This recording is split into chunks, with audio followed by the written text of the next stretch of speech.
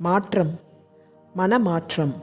ஒவ்வொரு ஆண்டும் தவக்காலத்தின் முதல் ஞாயிறன்று இயேசு சந்தித்த சோதனைகளைப் பற்றியும், இரண்டாம் ஞாயிறு இயேசு தோற்ற மாற்றம் பெற்ற நிகழ்வையும் சிந்திக்க நற்செய்தி நம்மை அழைக்கின்றது. சோதனைகள் மனித வாழ்வின் இன்றியமையாத ஓர் அனுபவம் என்பது போல், தோற்ற மாற்றம் உட்பட மாற்றங்கள் மனித வாழ்வின் மையமான ஓர் அனுபவம்.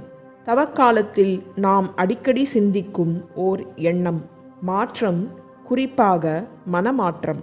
மாற்றம் எங்கிருந்து ஆரம்பமாக வேண்டும் என்ற கேள்விக்கு இன்றைய முதல் வாசகத்தின் அறிமுக வரிகள் ஓரளவு பதில் தருகின்றன. ஆண்டவருக்கும் ஆபிரகாமுக்கும் இடையே நிகழ்ந்த ஒரு சந்திப்பு இவ்வாறு அறிமுகமாகிறது. அந்நாள்களில் ஆண்டவர் ஆபிராமை வெளியே அழைத்து வந்து வானத்தை நிமிர்ந்து பார் என்றார். தொடக்க நூல் அதிகாரம் 15 இறைவசனம் 5. ஆண்டவர் ஆபிராமை வெளியே அழைத்து வந்தார் என்பது மட்டும் கூறப்பட்டுள்ளதே தவிர, எங்கிருந்து அழைத்து வந்தார் என்பது தெளிவாக குறிப்பிடப்படவில்லை. இந்த இறை வாக்கியத்திற்கு முன் ஆபிராம் தன் கூடாரத்தில் தங்கியிருந்ததாக எந்த குறிப்பும் இல்லை. எனவே இந்த அறிமுக வரிகளை ஆன்மீக கண்ணோட்டத்தில் சிந்திக்கும்போது, ஆண்டவர் ஆபிராமை கூடாரத்திலிருந்து வெளியே அழைத்து வந்தார் என்று எண்ணி பார்ப்பதை விட, ஆபிராமை தான் என்ற குறுகிய நிலையிலிருந்து வெளியே அழைத்து வந்து வானத்தை நிமிர்ந்து பார்க்க கட்டளையிட்டார் என்று எண்ணி பார்க்கலாம்.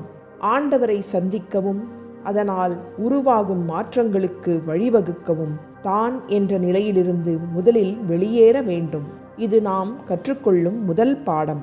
தான் என்ற நிலையிலிருந்து வெளியே செல்வது கடினமான ஒரு பயணம். ஆபிராமுக்கு இந்த அழைப்பு தொடர்ந்து வழங்கப்பட்டது. தொடக்க நூலின் 12ஆம் பிரிவின் ஆரம்பத்தில் ஆபிராம் நமக்கு அறிமுகமாகிறார். அவர் அறிமுகமாகும் முதல் இறைவாக்கியமே சவால் நிறைந்த ஓர் அழைப்பாக ஒலிக்கிறது. தொடக்க நூல் அதிகாரம் 12 இறைவசனங்கள் 1 மற்றும் 4. ஆண்டவர் ஆபிராமை நோக்கி, உன் நாட்டிலிருந்தும் உன் இனத்தவரிடமிருந்தும் உன் தந்தை வீட்டிலிருந்தும் புறப்பட்டு நான் உனக்கு காண்பிக்கும் நாட்டிற்கு செல் என்றார். ஆண்டவர் ஆபிராமுக்கு கூறியபடியே அவர் புறப்பட்டு சென்றார். ஆபிராம் ஆரானை விட்டு சென்றபொழுது அவருக்கு வயது 75. ஆபிராம் தனக்கு பழக்கமான இடம், உறவு அனைத்தையும் விட்டு புதியதொரு வாழ்வை துவக்க அழைக்கப்படுகிறார். மாற்றங்களை அதிகம் விரும்பாத 75 வயதில் இது உண்மையிலேயே கடினமானதொரு சவால்.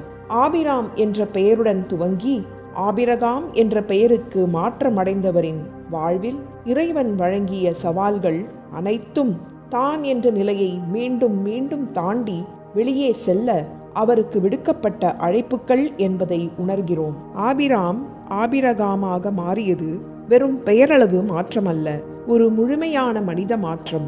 மாற்றத்திற்கு அழைப்பு விடுக்கும் தவக்காலத்தில் தான் என்ற சிறையிலிருந்து வெளியேறும் முயற்சிகளை மேற்கொள்கிறோமா என்று ஆய்வு செய்வது நல்லது.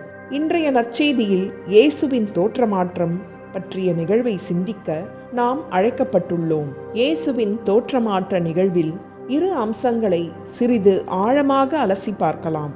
ஒன்று, அவர் வேண்டிக் கொண்டிருந்த போது அவரது முகத்தோற்றம் மாறியது, அவருடைய ஆடையும் வெண்மையாய் மின்னியது என்று நற்செய்தியாளர் லூக்கா குறிப்பிட்டுள்ளார்.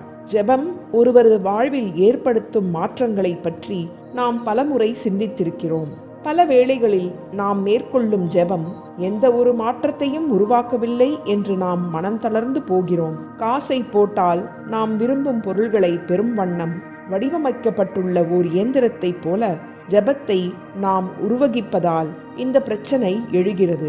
கேட்டதை கொடுக்கும் இயந்திரம் அல்ல ஜெபம். உறங்கிக் கொண்டிருந்த அந்த இளையவரின் அறை ஒளி வெள்ளத்தில் நிறைந்தது.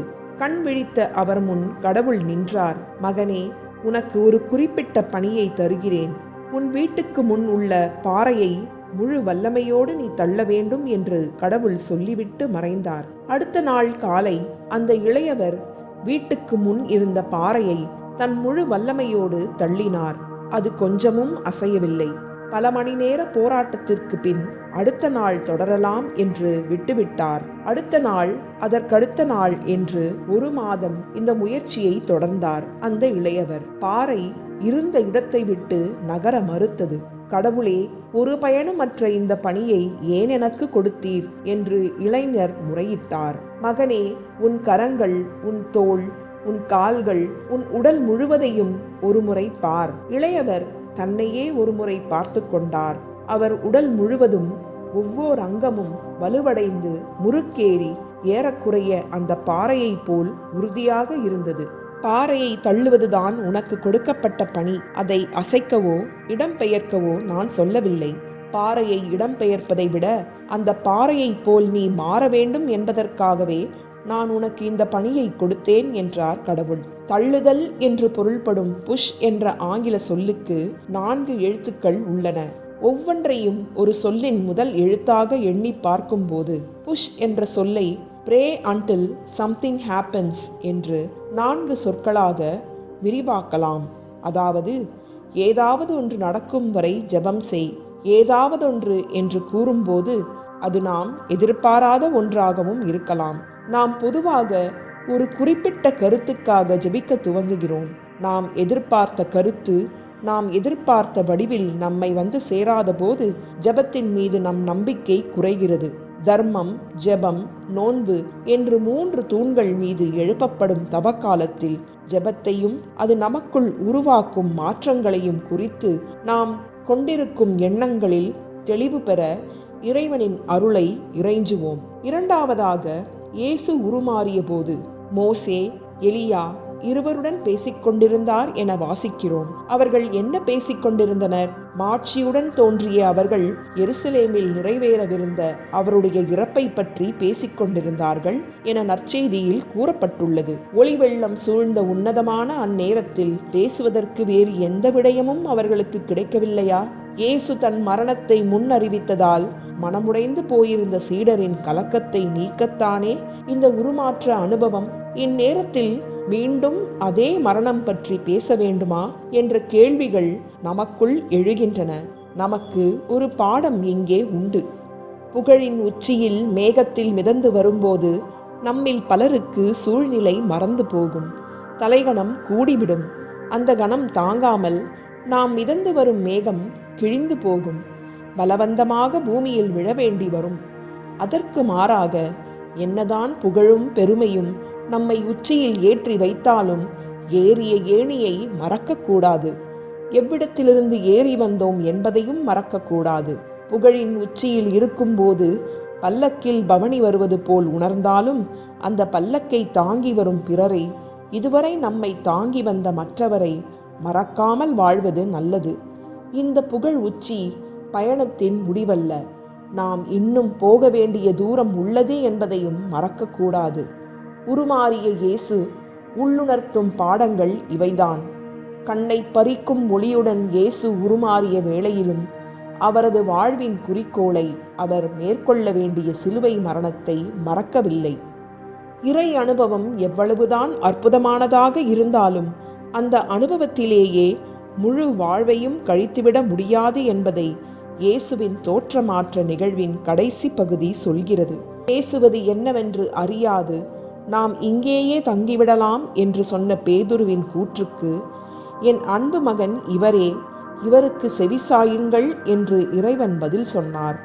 அவ்விதம் செவிசாய்க்கும் போது இறைமகன் இயேசு என்ன கூறுவார்?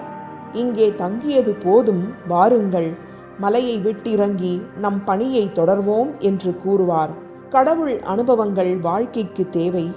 கடவுளோடு தங்குவதற்கு கூடாரங்கள், கோவில்கள் அமைப்பது நல்லதுதான். ஆனால் கோவில்களிலேயே தங்கிவிட முடியாது, தங்கிவிடக் கூடாது. இறைவனை கண்ட, இறைவனை தரிசித்த அந்த அற்புத உணர்வோடு மீண்டும் உலகிற்குள் செல்ல வேண்டும். அங்கே மக்கள் மத்தியில் இறைவனை காணவும், அப்படி காண முடியாதவர்களுக்கு இறைவனை காட்டவும் நாம் கடமைப்பட்டிருக்கிறோம். Be the change that you wish to see in the world. அதாவது, இவ்வுலகில் நீ காண விழையும் மாற்றமாக நீ முதலில் மாறு என்று சொன்னவர் மகாத்மா காந்தி. ஒவ்வொரு மாற்றமும் நமக்குள் இருந்து உருவாக வேண்டும். ஆழ்ந்த அன்பு கொண்டால் அனைத்தும் மாறும். இறை அன்பு வெறும் உணர்வாக இல்லாமல் நம் வாழ்வில் செயலாக மாற வேண்டும் என்று இயேசுவின் தோற்ற மாற்றம் நமக்கு சொல்லித்தரும் பல பாடங்களை இத்தவக்காலத்தில் நாம் கற்றுக்கொள்ள முயல்வோம்.